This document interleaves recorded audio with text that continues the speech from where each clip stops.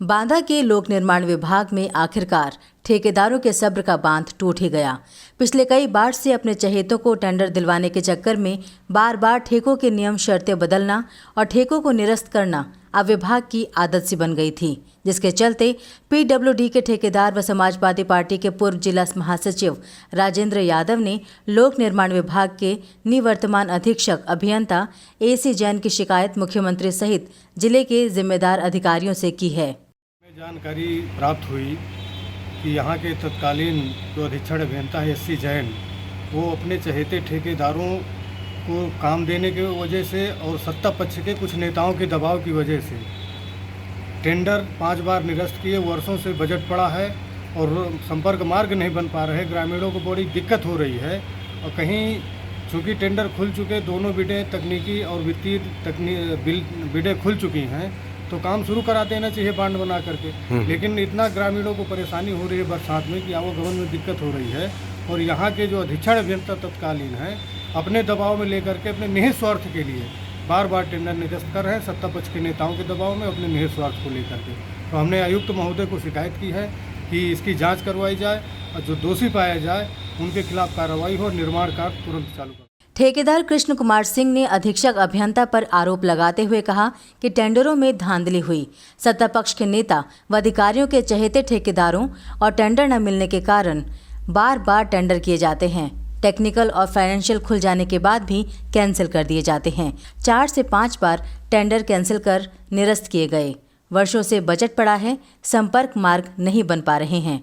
अधिकारियों के चहेते ठेकेदारों को न मिलने के कारण बार बार टेंडर टेक्निकल और फाइनेंशियल खुल जाने के बाद भी कैंसिल कर दिए जाते हैं। तो क्या ऐसा होता है? कई बार हुआ, लगभग 4-5 दफ़े टेंडर कैंसिल किए गए। हाँ, और टेक्निकल और फाइनेंशियल दोनों पास होने के बाद, खुलने के बाद भी कैंसिल कर दिए जाते हैं। यहाँ जो भी बजट आता है तो उनके जो चहेते ठेकेदार हैं, पहले से उनसे कमीशन ले लिया जाता है घरों में बैठ के बुला के, और इसके बाद ब्लैक लेबल मंगा करके दारू दावतें होती हैं। बाद में उन्हीं को काम दे दिया जाता है। वो काम केवल कागज़ों में होता है। और आज सारी की सारी रोडें, आप किसी भी रोड पर निकल जाइए, बांदा शहर की पूरी गड्ढों से भरी हुई हैं और कोई भी काम नहीं हो रहा है। केवल पैसे का और जनता के टैक्स के पैसे का दुरुपयोग और बंदरबाट और लूट खसोट हो रही है। ठेकेदारों ने अधिकारी पर कमीशनखोरी का आरोप लगाते हुए कहा कि कमीशनबाजी की जांच कराई जाए। उन्होंने बताया कि 4 जनवरी 2021 को बुंदेलखंड विकास निधि राज्यांश के तहत 13 संपर्क मार्गों का निर्माण कार्य कराया जाना था, लेकिन अधीक्षक अभियंता ने कार्यों की ई-निविदा आमंत्रित नहीं की थी। इसमें निवर्तमान अधीक्षक अभियंता AC जैन ने कमीशनबाजी के चलते अपने चहेते ठेकेदारों को विभागीय दर पर दे दी थी। यही वजह रही कि यहां आधा दर्जन संपर्क मार्गों का अब भी निर्माण कार्य शुरू नहीं हो पाया है। इसमें राजस्व विभाग को करोड़ों की क्षति पहुंची है।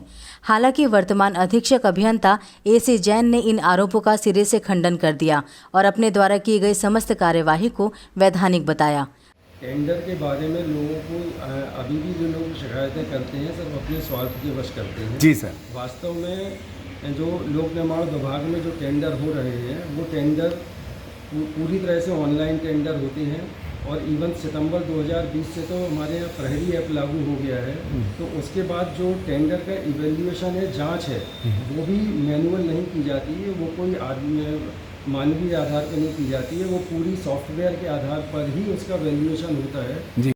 हालांकि ये दुर्दशा ना तो नई है और ना ही किसी एक जिले की है, बल्कि लोक निर्माण विभाग में सत्ता बदलते ही ठेकेदारों के नाम और काम बदलते रहे हैं। ये इतिहास है, लेकिन जब पानी सर से गुजर जाता है तब जाकर ये कहानी पब्लिक डोमेन में आती है। बांदा इसी का उदाहरण भर है। द पंचौरा न्यूज़ के लिए बांदा से अनवर रजा की रिपोर्ट।